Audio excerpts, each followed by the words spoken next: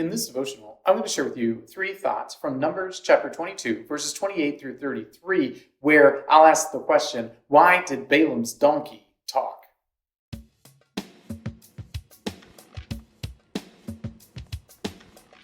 Numbers 22, verses 28 through 33 says, Then the Lord opened the mouth of the donkey, and she said to Balaam, What have I done to you that you have struck me these 3 times? And Balaam said to the donkey, Because you have made a fool of me. I wish I had a sword in my hand, for then I would kill you. And the donkey said to Balaam, Am I not your donkey on which you have ridden all your life long to this day? Is it my habit to treat you this way? And he said, No. Then the Lord opened the eyes of Balaam, and he saw the angel of the Lord standing in the way with his drawn sword in his hand. And he bowed down and fell on his face. And the angel of the Lord said to him, Why have you struck your donkey these 3 times? Behold, I have come out to oppose you, because your way is perverse before me. The donkey saw me and turned aside before me these 3 times. If she had not turned aside from me, surely just now I would have killed you and let her live. The account of Balaam's donkey is one that we like to tell the kids in Sunday school, right? We like to tell them about the donkey that talks, and isn't this a good donkey that we're dealing with here? Because as Balaam is riding the donkey to go and look at the people of Israel being paid to curse them, the angel of the Lord stands before him, and the angel of the Lord is going to kill him. And what does the donkey do? The donkey goes off into the field. The donkey goes off into the vineyard. The donkey stops and won't go any further. And all 3 of these occurrences, Balaam gets out. He doesn't see the angel of the Lord there waiting to kill him. He just beats the donkey with a stick. And then the donkey is given this miraculous ability. The donkey's given the ability to speak.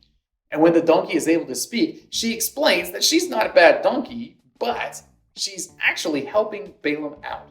So here are 3 thoughts from Numbers 22, verses 28 through 33, answering the question, why did Balaam's donkey talk? Thought number 1, demonstrate power. Let's face it, donkeys don't talk.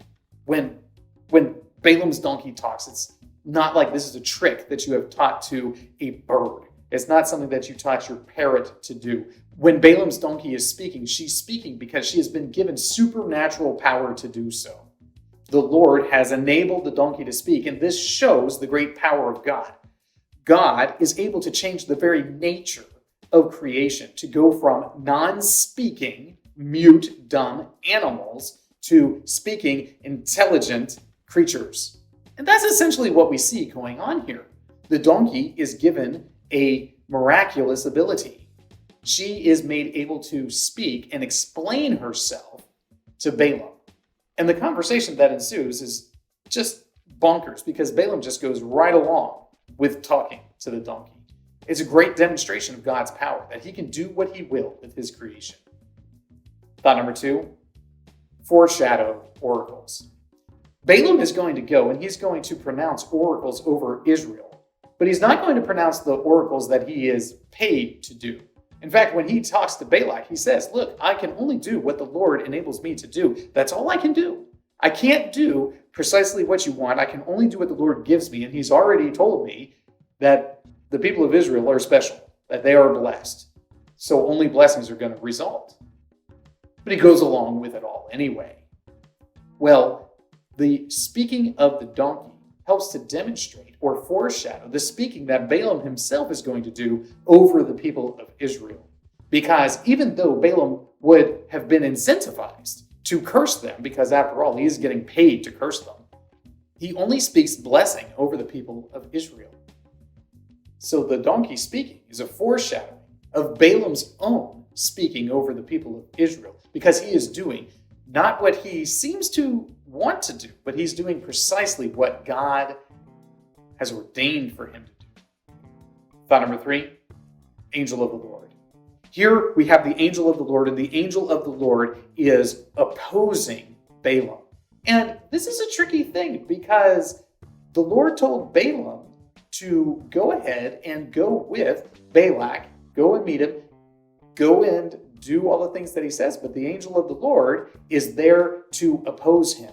The angel of the Lord is there demonstrating that The thing that Balaam's doing, even though he's doing what he was told to do, what he was given permission to do by God, he is unhappy with.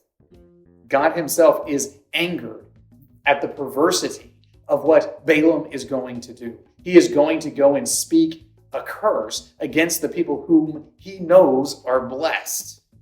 And because of that, the angel of the Lord is there to wreak havoc on Balaam. But what all of this does is demonstrate the great power of God, the great protection that he has for his people, and that there's no other power, there's no other authority, nothing on earth is going to stop the people of Israel because God is paving the way for them. He is making it possible for them to go precisely where he wants them to go.